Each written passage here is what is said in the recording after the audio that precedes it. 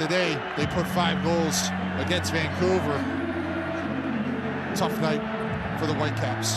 Time for Vancouver to lick their wounds and turn their attention back to the Canadian Championship and MLS play as we send it back to the studio to tie a bow on the final. You can see what this means to Cruz Azul and Vicente Sanchez as well, the manager who will be leaving this club after this, and he will go out with a trophy.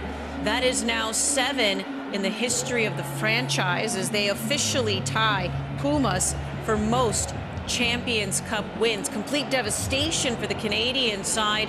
The MLS side, Vancouver Whitecaps, it was quite the journey to get to the final, and also a big loss once they got there, too. 5-0. That is not the result anyone saw coming here tonight, given the fight and resolve that we've seen the Vancouver Whitecaps show, not just in this tournament, gentlemen, but how great they have been in the MLS season as well. As we welcome everyone into our One Soccer studio, Andy Petrillo, Gareth Wheeler, Jordan Wilson with you as we continue to look at pictures here from Mexico City. How would you just try to summarize the performance here tonight, Wheels? Cruise control. Cruz Azul, I don't think had to get out of first or second gear. The night was easy for them. The game of football, I think we've all been there before. It's a humbling experience at times, and the Whitecaps were absolutely humbled here. Came in riding the wave of momentum, feeling the love, the reconnection with their fan base. They're able to perform on the biggest stage and simply fall flat. It was Cruz Azul in an absolute walk. And Andy, that's what makes it so difficult, is that they absolutely got steamrolled in a game where it was done even before the halftime whistle went. And then you're just suffering through the rest of this game. You know there's not a way back into it. And it just ends in sheer and utter disappointment. Wonderful run. The Whitecaps were a great story. But tonight, anything but great. Embarrassing at times, but simply put, completely outplayed by Cruz Azul. In a football match, it's about making sure that you don't make mistakes that can go and hurt you, that you play a way that's pragmatic, that you keep the ball away from your goal, that you don't have these silly lapses. You look at Vancouver Whitecaps tonight, and you look at their run to get here, unrecognizable today, in terms of making sure they're in the right position, silly giveaways. When you look at the way that they've played to get to this point, and any time that they felt insecure, the ball was kicked forward. At any time where you needed to track back or get numbers behind the ball, they did. The clearances were on point. All these little idiosyncrasies, all these little margins, they just fell short today, and then it ended up being a snowball effect. We make one mistake, then another, and you're going into halftime, and you're 4-0 down. Like, for me, you can't come back from that. So we'll get into the stats and the lack thereof for Vancouver Whitecaps, but it's just a sour taste in the mouth because of how this team has played throughout this tournament, but absolutely fell short today. That train is just steamrolling its way through the crowd as well here. Very significant of what happened out on the pitch. And I don't want to play the game of excuses here, because this is a team that has definitely shown they can make the final even when they're missing players due to injury, and especially a big one in Ryan Gall. But we know that there's, no Sebastian Berhalter in this game because of yellow card accumulation. If we were to play the what could have been game, would it have just been completely different if he was in it? I'm not sure one player would have made a difference tonight when your whole team doesn't show up, including the role of the manager in this. I mean, Sorensen's been outstanding. There's no denying it, but it's fair to say he got it wrong.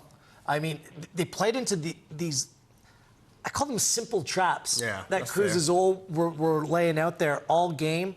They weren't connected. They weren't playing between the lines. I still don't get why Ali Ahmed was on the right and Jayden Nelson was on the left to start. Didn't really make much sense to me. There was no control in the midfield. Ocampo finally showing his age. All the critical decisions that he had to make, none of them worked out for him. With that being said, once they buried themselves early and the confidence was low, and most certainly the most egregious part about it for me was the lack of urgency. The lack of intensity in a game like this. They looked too comfortable. They played into traps, and then it was like they buried themselves in a hole and there was just nowhere to go.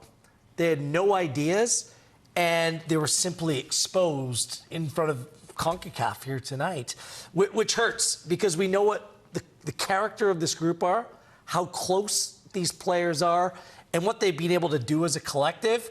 But tonight, it's just not the failure of one player not being there. It's a collective failure tonight. And unfortunately, as good as that run to the final is, you remember nights like that. You remember 5-0. We just saw it in the UEFA Champions League with Inter, right? And like, the Barcelona tie and everything they accomplished before. You're oftentimes judged on your latest performance, and that's really unfortunate for this Whitecaps. Well, we'll see where they go from here because it can actually spiral. We'll see if it can spiral heading into MLS or if this is something that just completely upsets them. And then you see them go on a run where they just don't want to see it happen again. Let's get some reaction here as we head inside the stadium. It's hard to say anything after a game like this. I would like to congratulate Cruz Azul. They won deservedly. They deserve to win tonight. They were a better team in every aspect, and that's all. Like we were not ready for this game tonight. When you say you were not ready, in what way? Like we thought we were ready, but they just came out more aggressive. They scored fast goals. They finished all of their chances, and then it was just chasing for them. Ranko, is it possible to look back at the run that you've had and still be proud of what your team and your city has accomplished in this moment? It's hard after this game to think about. We're all sad, and it's devastating to go out like this. Maybe in a few days we will be proud of the run we had, but tonight is just painful. Appreciate it. Thank you for finding the words. Thank you. Well, just saying, Cruz Azul, obviously the better team out there. And we were actually talking when you lost by a big margin in Denmark. It was to Jesper Sorensen. So I'm curious to know, in the moment, and they're going to have a grieving process here, but did you have that feeling of like, this is not going to happen again? You're embarrassed, yeah. I mean, the first part of it, which you can see on Ranko Veselinovic's face, is you're embarrassed. You're humiliated. And I think for the first time, we talked about this Whitecaps team, about the belief and how it's not hope, it was belief that they can go in every game and actually turn things around and win. And I think you saw like the joy, the life get sucked out of them literally probably 40th minute, right? Before you're going into halftime. So that is something they have to take on the chin. That is one of those that is really, it's gonna be a bitter pill to swallow. But you look at this team, and that was a time for them to really go and take it into the next gear. But yeah, you have to take that. The 5-0, the 5 chicken nuggets, no fries. You have to take that 5-0, and that one's going to hurt because it's on the biggest stage as well. And a game that they are going to feel that if they're ready for, they can compete. But it didn't show up tonight. There's qualitative differences between this team that we should point out. Even though they got past Monterrey and Pumas and Inter Miami, the Vancouver Whitecaps right now are playing with one designated player. Yeah. The Cruz Azul side tonight had 2 from MLS that they just picked up over the course of the winter transfer window. And Giacomakis, who started on the bench, and Bogusz, who ended up scoring tonight. So they brought in 2 designated players to complement the players that they already have in their side. Cruz Azul is a very wealthy, well-run football club that are on a different level in terms of their expenditure than a side like the Vancouver Whitecaps. So that's the qualitative part of things.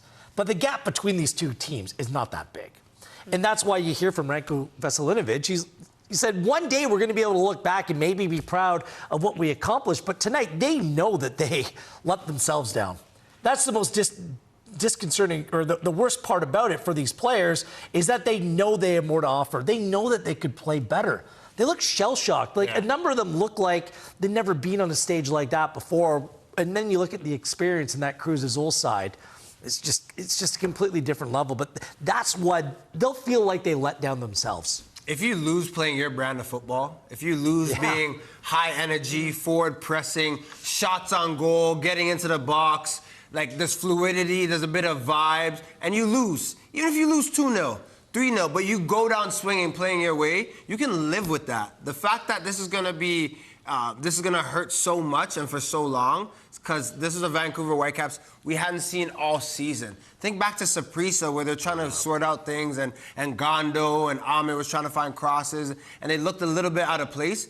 They look miles off of that tonight, and that's going to hurt, because this is the biggest moment that they've been saving up for. and fell short completely. Yeah, there's a I Did It My Way, that song. Well, they didn't, and that's probably what's going to hurt the most. 5-0, the most lopsided loss in Champions Cup final since 1990. One of the beautiful things about the sport of soccer and it being global is that you play in all these different places and your fans follow you. And there is a respect that you also show your fans, especially when you're not giving them what it is that they came to see. But the Vancouver Whitecaps players taking the time to acknowledge the fan section that traveled to Mexico City to show their support. Wasn't the 90 minutes they were wanting, but of course this is still something that the players do, even when they're hurting, even when they're pain, even when they're embarrassed. They make their way over to the fans to show their appreciation for them traveling. Let's head inside the stadium. Christian Jack taking in this action live, and I'm just I'm curious, when you're in it right now, we've been seeing the photos. I'm not sure if you were able to talk to any of the other Whitecaps players or just hear anything with Jesper Sorensen and just overall how they're feeling after this final. Yeah, I mean, devastation is the word from a sporting point of view. That's a very harsh word in life.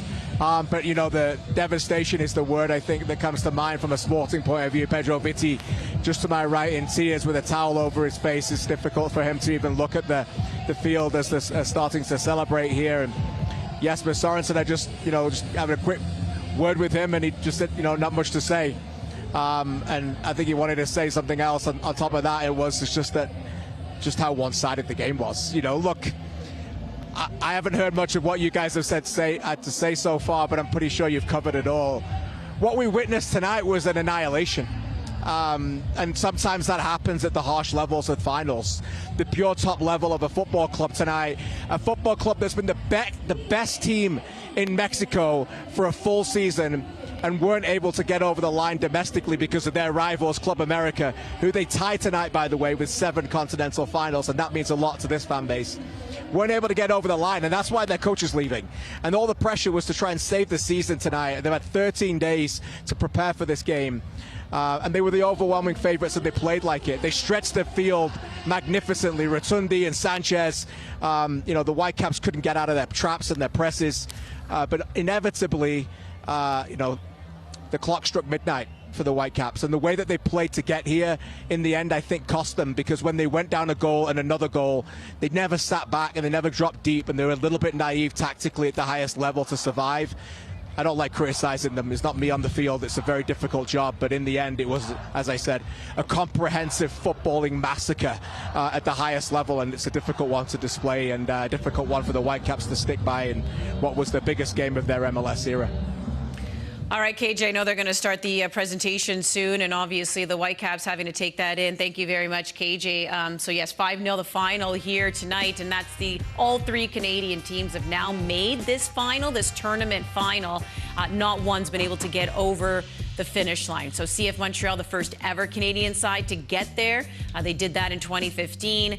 Same with Toronto FC in 2018, and now this year, Vancouver Whitecaps 2025. So this is what's special, right? All 3 Canadian teams have made it, and there's only 3 of them in Major League Soccer, but not one has been able to make Canadian soccer history. In fact, in 25 years, only 2 MLS sides have won this competition. 2000 LA Galaxy, 2022 Seattle Sounders. There's the elation for Cruz Azul. It'll be the trophy presentation when we return here on One Soccer.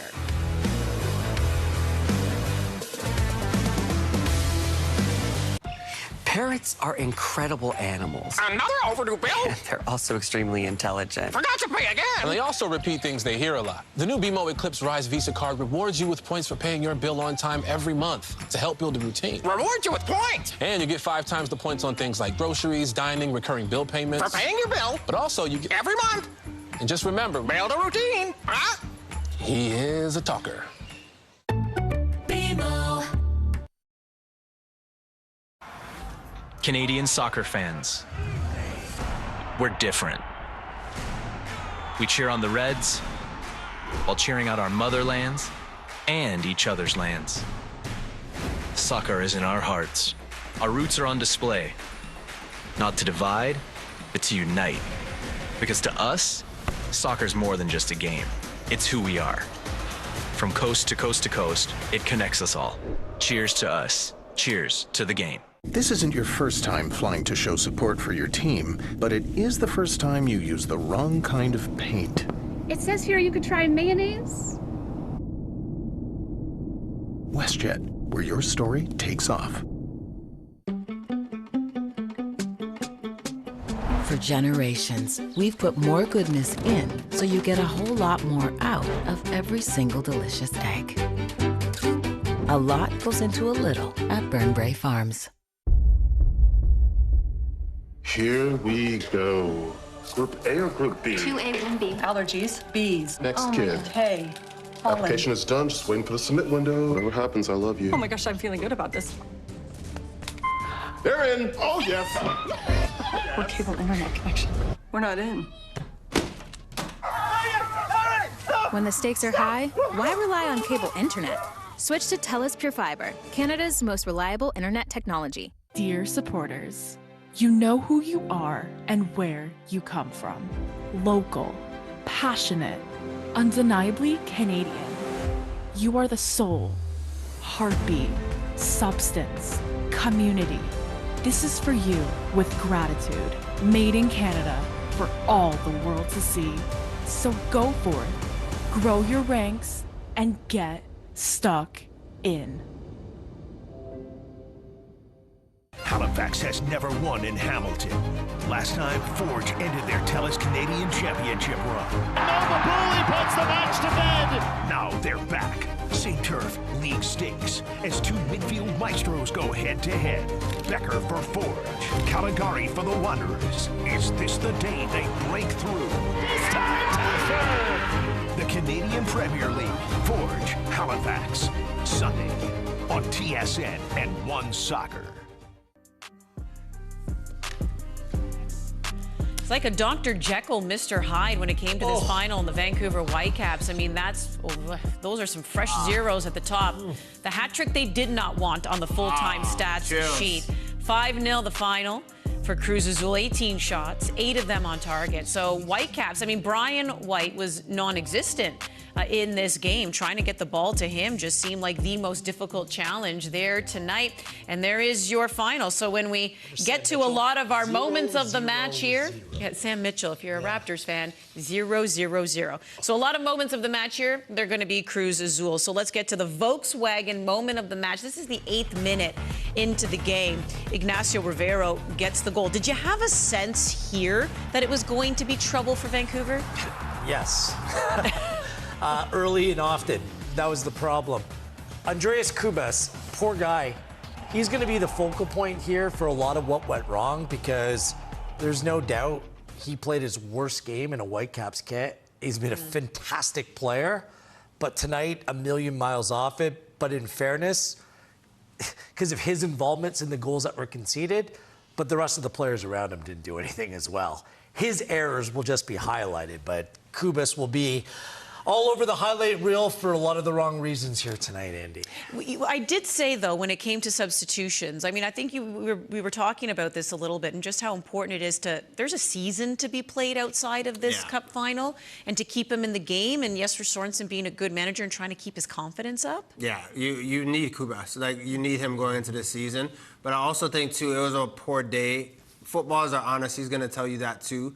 But he was still working. He was still trying. And, I mean, if he's checked out completely, that's the time to take him out. But the fact that he was still, like, the clearance for the third goal, the 2 giveaways for the first 2.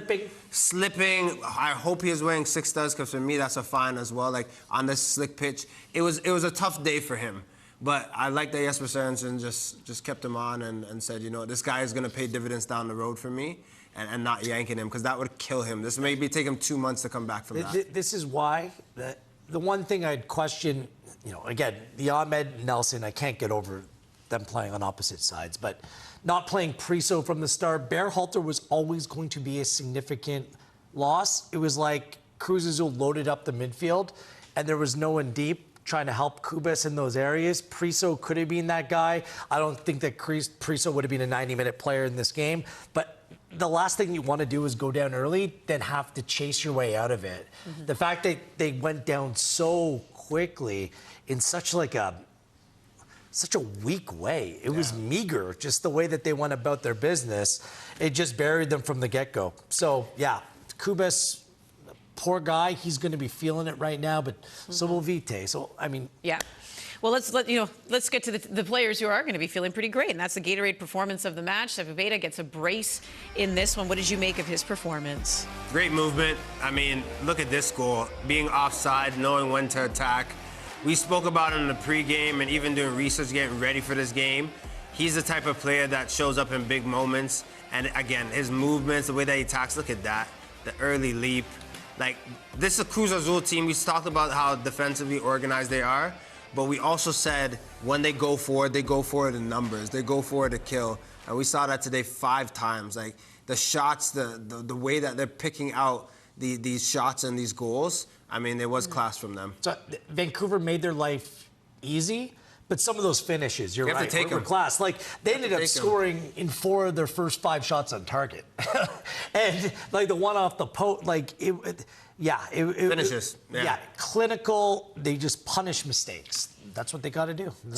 Yeah, so Sepúlveda's first goal came in the 37th minute. The lone goal in that second half also came off his boot, 50th minute. As we get to the Walmart delivery of the match, it was Jorge Sanchez with the cross.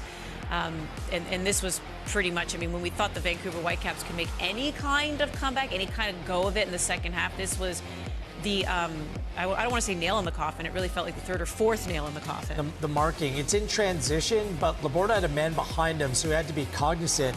Veselinovic, who admitted at post-match that the team wasn't ready. Not sure what that meant. Maybe there's a little bit of lost in translation there. But him and Blackman, I believe it was their 98th game they played together. But they look like strangers here tonight. I mean, they were trying to put out fires consistently when really good players are running at them, but just the lack of communication, the lack of man marking. Not a good night. Maybe he meant not ready for this type of moment. I mean, these are skilled players. They know how to play, and they've played in this stadium already in this tournament. But unless you've been in a final, it's a different set of butterflies. Like, they turn into pterodactyls in your stomach. I just want to talk about the momentum and rhythm that you have when you start a match. So everyone always talks about win your first duels, but what that actually means to me is that is your starting point, and you can go and you can build off of that, and it snowballs effect in a positive way. When you see Veselinovic, you see Blackman as well. I'm not saying that they were poor, but when you're not handling business around you, you get insecure. You start going like this. So your body, you look at their posture as well. It wasn't 2 guys that we've seen just take care of moments. They're passing it backwards to the goalkeeper. Passing backwards, just a little bit insecure, like ball's not clipped in. Then you get into a habit of making these mistakes and being a bit pensive. So, again, this is the whole Whitecaps team, but 2 guys that have been pillars didn't look like themselves. Busiest guy on the pitch for the Vancouver Whitecaps was their goalkeeper, Takaoka, an all-state save of the match. This comes in the 85th minute. I mean, some of these shots as well from Cruz Azul, they were lasers. A lot of them, I mean, he really had no chance, but, trying to keep his team in this one, guys. John Conway mentioned on the call, just in terms of the altitude and how the ball's moving. And look, all the goals that Cruz Azul scored, they're not passed in, they're hidden with venom. Yeah. And even that header right there, it's moving as well. Yeah. 85th minute, you're down 5-0. I mean, I know. Whatever. Hey, you don't give up. You do not give up, okay? You don't just stand there. What are you going to do? Just wave the white towel? You can't do that to the final whistle. Kind of felt like it, honestly. Like, even at 3, there's still the reference point. AC Milan, Liverpool coming back in Istanbul. Like, you remember moments like that? Jeez, the 4-0 goal right before halftime. Left for dead. There was nothing. There was nothing. Then you're kind of looking about just, looking your teammates in the eye and getting through it together. That's all there's left at that point. This is the moment. We're all feeling it right now as Canadians too. So, all the words that we've been using, all the adjectives, and obviously this is a very heartbreaking moment. But if we are to look big picture and move forward, I mean, this again is a team, we've said it before the season even started. The big story was the Vancouver Whitecaps are up for sale, and we thought, uh-oh, what kind of season are we going to see from a club, from a, even a fan base that's going to be distracted by this? And they came out of the gates flying, not just in MLS where they are there, first in the West. They've made it to the Champions Cup final. That's their new coach. It's also his first time coaching in MLS. So on the whole, when you look at this fan right now holding up his scarf with pride, what has this run and this start to the season even done for the sport once again in Vancouver? Like we said in the beginning, in pregame, like they've brought pride, they've brought vibe back into the city. And you look at the start of the season when you lose a coach in Vanni Sartini that was very charismatic. You have Jesper Sørensen coming in that really didn't have a long resume and people didn't really believe in. And then you mentioned it, Andy. You know that your team's going up for sale. There's a lot that you look at this Vancouver Whitecaps team, you're like, oof, it's going bleak into 2025. But then game after game, specifically in this tournament, you start to believe in their brand of football. This is all positive, and when you look back on it, that is going to be the majority of what people talk about. However, not showing up in the biggest moment, and when you've earned a ticket to the dance and you forget to boogie, that you're going to remember that. Yeah, and you're thinking about your type of moves that they forgot to boogie. Yeah. And this is the time that they need to dance. I'll take a positive perspective on this because I do think it's really positive. We're just over 100 days of the Sørensen era. And what has happened here is that this is the awakening of a sleeping giant. Vancouver, British Columbia is a great soccer community. It's rich in history, but the recent history hasn't been great. You know, the community not feeling a connection with the club for various reasons, post-Alphonso Davies, a lack of performance after they sold him, and then the club all of a sudden is for sale. Now, at least from where I'm sitting, I'm hearing positive news on the ownership side of things. You're hearing that now the city is involved in building a new stadium that will be outdoors, where any potential owner group can ensure that they are making money from their own venture, from playing in their own stadium. This run could have, I think that it has galvanized a city, it's galvanized a community, and it could have a much longer lasting impact than any of us would have seen coming even a few months ago. And that's the big win here. I think there's belief in Sørensen. If they can keep Axel Schuster, who's done a magnificent job building this squad, they have flexibility to make another couple additions this summer. If this team from here goes on, wins another Canadian championship, goes on and wins an MLS Supporters Shield, goes on and potentially wins an MLS Cup, this will be one stop on a longer road to potential long-term success for this club, and that matters the most right now. Yeah, this is how they're going to pick themselves up after this kind of result, because there is still a lot of work to be done in the soccer season, not just MLS, obviously, the Canadian Championship, as they're trying to four-peat. So you can see here, as mentioned earlier, Cruz Azul now ties Club America for the most wins in Concacaf Champions Cup history. So this is not a team, obviously, to take lightly. Their last title coming in 2014. Football heritage. That really is what it is. Jose Mourinho calls it. Kings of Concacaf, as we head back inside the stadium, Vancouver Whitecaps have accepted their medals. Now it's time for Cruz Azul to get theirs in front of a lively crowd. Very excited for this, so let's listen in as they are handed the big trophy.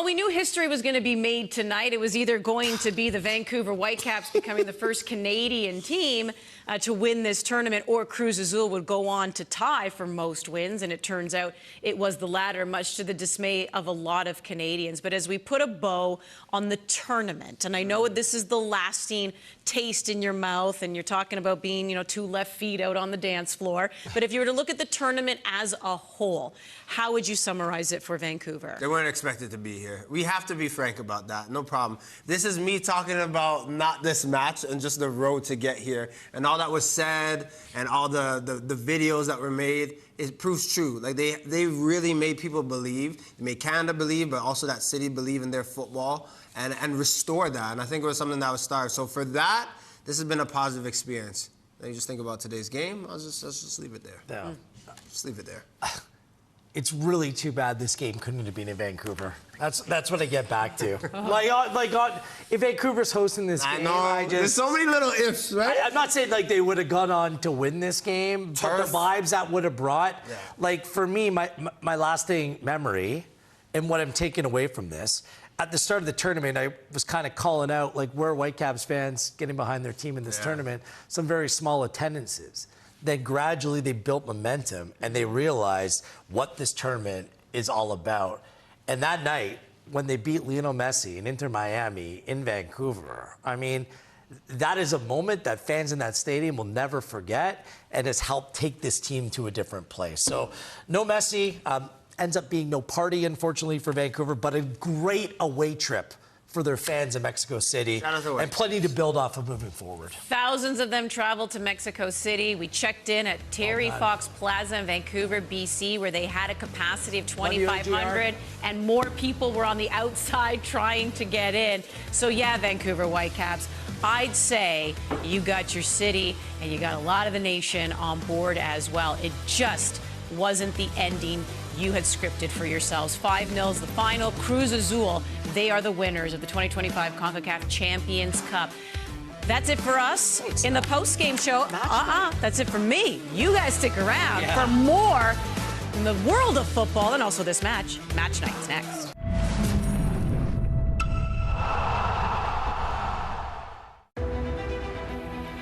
For too long, we've been told that greatness comes from somewhere else.